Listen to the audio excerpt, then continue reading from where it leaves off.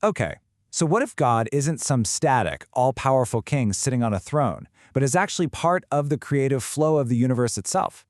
That's the wild, central idea behind process theology. Today, we're going to dive into this radical rethinking of reality, drawing from thinkers like John Cobb Jr. and David Ray Griffin. I mean, think about the image of God you grew up with. For many of us, it's this distant figure, right? A kind of grand architect who built the world and then maybe just watches from afar. Well, this is the exact picture that process theology wants us to take a second look at. So to really get what process thought is all about, we've got to start with what it's not. It kicks things off by pushing back against some of the most common, long-held ideas about God.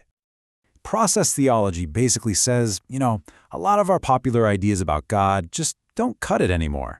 It challenges the idea of a cosmic scorekeeper or this unchanging remote being that's completely separate from our messy world. It also questions the notion of a puppet master pulling all the strings, a force that just props up the way things are, or even the idea that God is exclusively male. It suggests that maybe these concepts are just too small. All right, so if we're setting those old ideas aside for a minute, where do we even begin? The answer, for process thinkers, is with a totally different view of reality itself. It's a huge shift, from thinking about static things to thinking about dynamic processes. And this right here, this is the fundamental pivot. The classical view sees reality as this collection of stable things, right? Like building blocks. But the process view says, no, reality is more like a flowing river.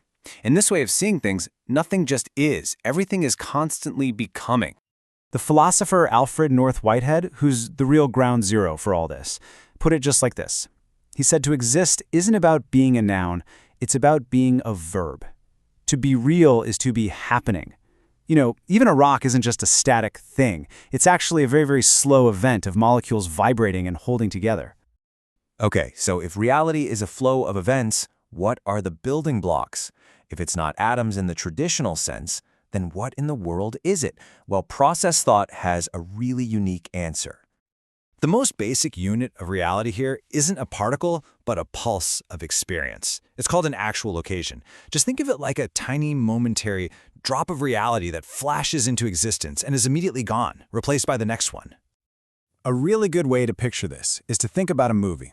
What we see as smooth, continuous motion is actually just a bunch of individual, static frames flying by. Process thought says our reality works exactly the same way. This smooth flow of experience is made up of countless, distinct, actual occasions happening one after another, super fast. Now hang on, because this is where the idea gets really, really interesting. Process thought claims that every single one of these little flashes of reality has its own flicker of subjective experience. They call this enjoyment, which is the inherent inner value that each moment of existence has for itself. And let's be super clear. Enjoyment here doesn't mean happiness or pleasure like we think of it. It's a technical term. It means that everything, from a single quark to a complex human thought, has some level of inner reality, an experience of its own being. It's a pretty radical claim that experience goes all the way down to the bottom of reality. And these little occasions of experience, they don't just pop up in a vacuum. In this view, maybe the most fundamental law of the universe is interconnectedness. Nothing, and no one, is ever truly separate. Everything is woven together. So how does this connection work? The technical term is prehension, but you can just think of it as a kind of feeling or grasping. Each brand new moment prehends or feels all the moments that came right before it, taking them in, reacting to them, and using them to become what it is.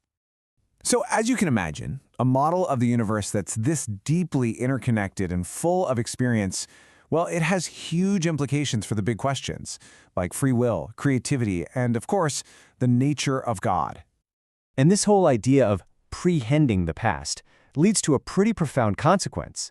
It means that in this universe, nothing is ever truly lost.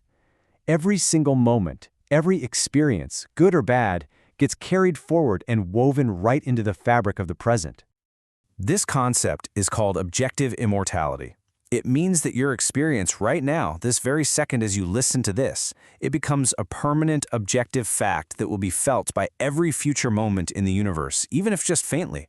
It becomes part of the data of reality itself. But, okay, this raises a huge question, doesn't it? If the present moment is built from absorbing the entire past, is there really any room for freedom? Or are we all just really complex echoes of what's already happened? And the answer process thought gives is a resounding yes, we are free. Each moment isn't just a passive sponge for the past. It actively decides how to weave all those influences together into something brand new. This is what's called creative self-determination. We are both products of our past and creators of our present. So where does God fit into all this creativity? Well, instead of a puppet master with controlling power, process thought imagines a God of creative responsive love.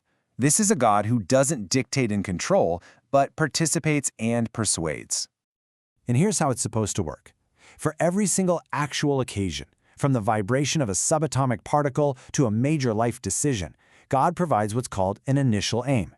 You can think of it as a vision of the best possible outcome, the richest, most beautiful experience that moment could become. It's a lure, an invitation, but it's never, ever a command. The choice is always ours.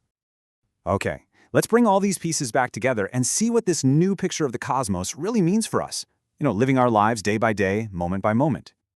So, what's the big takeaway here? Well, first, it means we live in a universe of radical relationship, where what you do and what I do genuinely affects everything else. It means the future isn't set in stone, it's wide open. It means that with every choice we make, we are literally co-creating the universe. And it means God isn't some distant king, but an intimate partner in this whole creative adventure.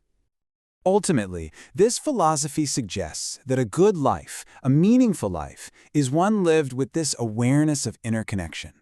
It's about being open to the gifts of the past and the people around us, and then consciously deciding what we want to contribute back, something of value, of beauty, of love, to the moments that are yet to come.